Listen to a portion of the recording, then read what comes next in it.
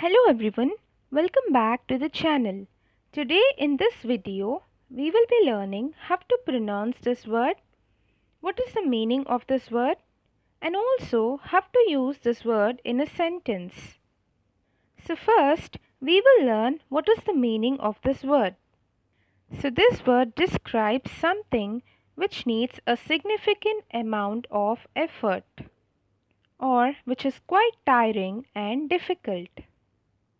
Now we will see how to pronounce this word.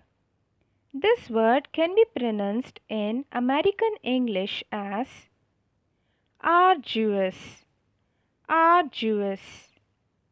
In British English, this can be pronounced as arduous, arduous. We can use this word instead of saying very difficult. For example, instead of saying it was a very difficult trek, we can say it was an arduous trek.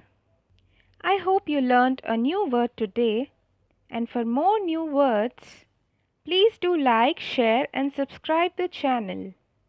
Thank you.